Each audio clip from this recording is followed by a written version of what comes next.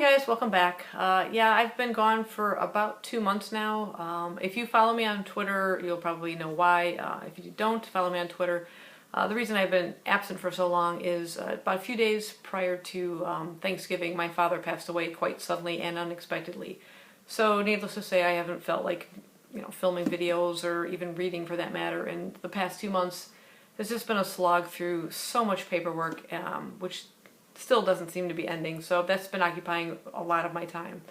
But now with the new year, I kind of wanted to just kind of reach out back into YouTube, back into BookTube, and kind of just catch up with everybody. I've been kind of watching videos just as a bit of a relaxation from time to time, whenever I could find any. But yeah, I just kind of want to let you guys know how the year finished up for me with regards to reading and kind of what my plans are going forward.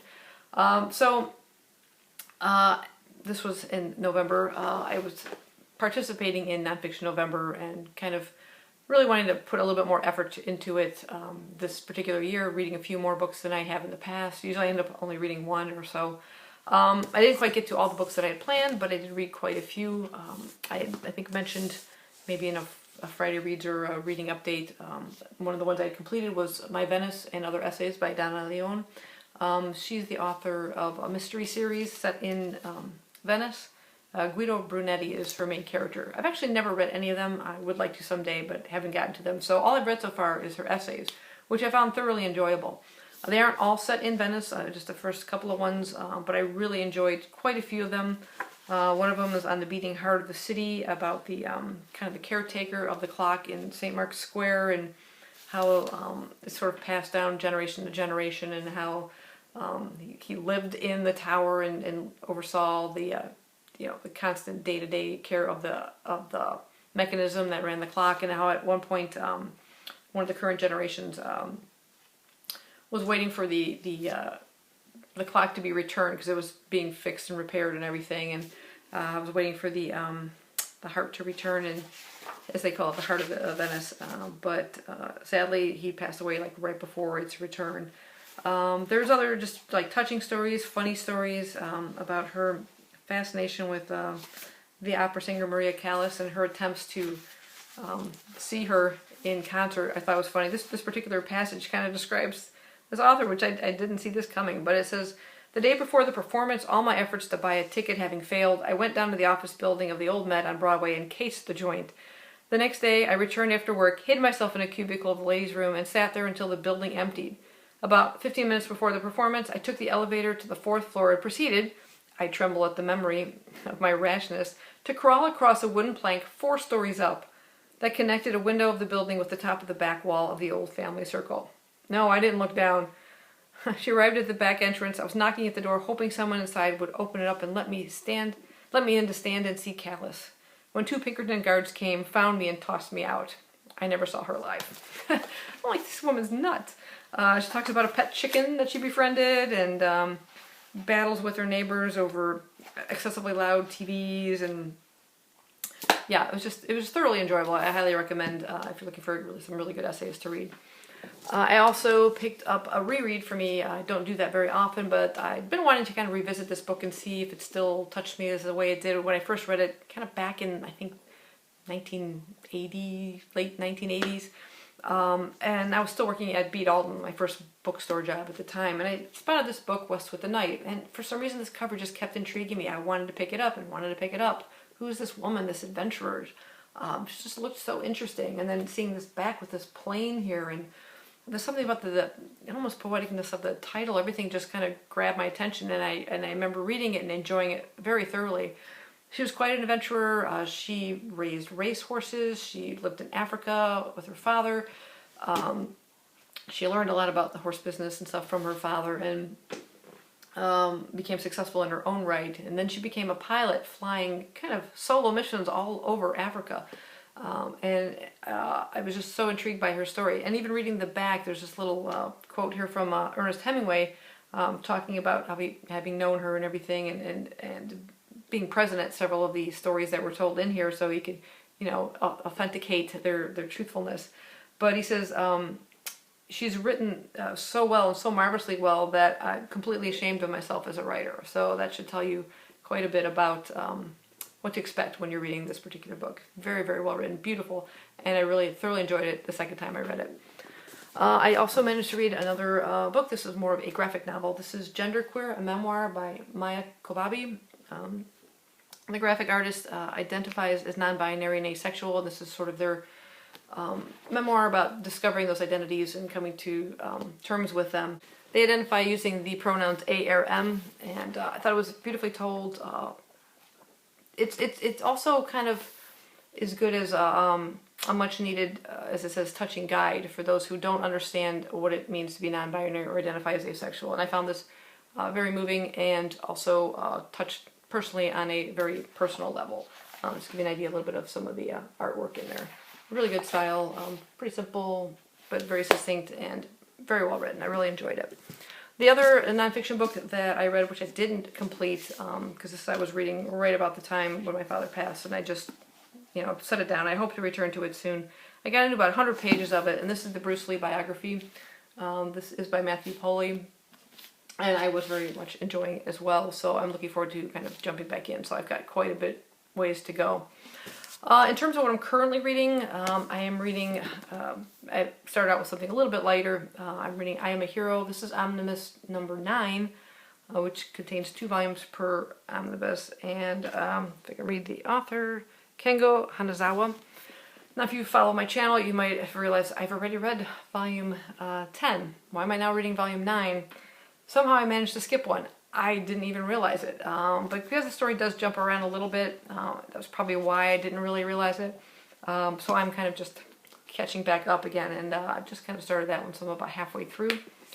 I am also reading some Sherlock Holmes pastiche novels. I picked up this series by Mike Hogan. There's about 5 of these books out. Here's another one. They have these beautiful covers with Jeremy Brett on there. Really wonderful artwork for the covers of these. And this particular one contains 2 novellas and a short story. It says written in the traditional style. The first one I read, which is Tragedy at Hutton Hall, has a kind of a Christmas theme to it. So I was kind of picking it up a little bit through December when I just needed a little bit of a break and let my mind kind of wander through a book. And so it was a really good timing to, I just happened to pick a Christmas story without really intending to. And I really enjoyed that. I finished that story. I'm now in the middle of the little short story, and then I'll pick up and complete the final novella in there. But I really enjoy it. I think he really captures a really good feel for Sherlock Holmes, and I definitely picture Jeremy Brett every time I read the story. I also have quite a few Sherlock Holmes books to read. Well, this is the annotated, original works, but there are some other ones I picked up at Half Price Books. We got in a huge buy of a lot of Sherlock Holmes pastiche novels, and I did pick up a couple. I think I showed them in one of my book hauls. One of them is Sherlock Holmes and the Titanic Tragedy, so I'm curious to see how that one will work out. In terms of the audiobook I'm currently listening to, that would be by Josh Malerman, author of Bird Box. I'm listening to Inspection. I'm going to hold this at a weird angle because otherwise you really won't see it. But it's kind of a tower in the woods. It's a strange one. The audio, I had to kind of increase the speed because it was kind of dragging. And the story does drag a bit, but then it really kind of picks up speed and as more things are kind of revealed as to what's going on. But you're at first following a group of what they call alphabet boys. They live in this tower. They're looked after by a group of men. One of them they refer to as DAD, Dad, but they don't know the term. They just refer to him as DAD. They have daily inspections that they have to pass. I won't go into detail about those, but no alphabet boy has ever failed an inspection. But they're kind of isolated. All they are just the boys there with the men looking after them, and you get what's missing, right? No women, no girls. They apparently don't know anything about women or girls. There's some weird experiment going on with these kids, and then the story shifts, and suddenly you're in another tower with a different group of people.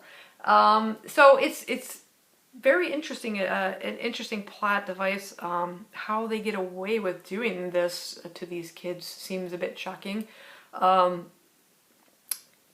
I think somebody would have caught on to what was going on. But anyway, like I said, it's a very slow start, and I don't know if it would be different if I was reading it maybe the audio was just kind of dragging more for me. But the plot itself is enough to make me want to kind of continue, and I'm more than like 3/4 of the way through it, so I anticipate finishing it fairly soon. And it's getting really, really exciting as this last part of it is finishing up. So yeah, so that's kind of everything I'm currently involved in and kind of what I finished up with. In terms of the end of the year, for 2019 I had set a goal of just 50 books. I knew that would be easily achievable. I wasn't planning on setting a big number that I was striving to reach. I just set it there just so I could have Goodreads open and logging my books and keeping track of that. And I clearly surpassed it. I ended up with 89 books read for the year. Comparing it to last year, I read 34 manga. This year only 27, so 7 less. Adult fiction, last year was 35. I read 34, so almost the same. Nonfiction, I only read 1 last year. I did manage to read 5 this year, so that did go up a little bit. Classics, I read 9 last year. I read 13 this year.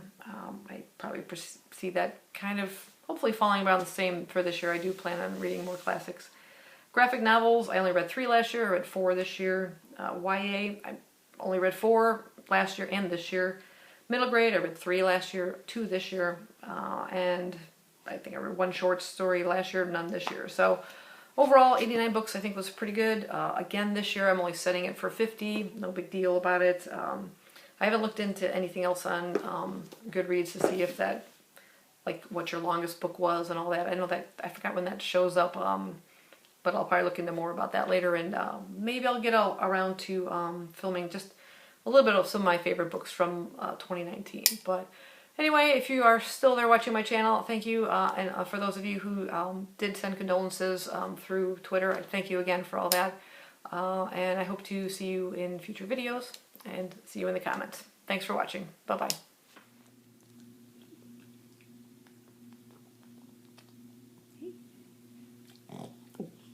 That was a snort and a half.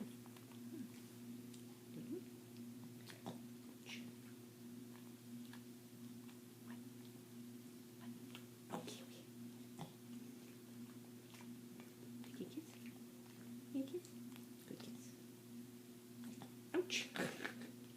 You bit up to here. That's my fingers.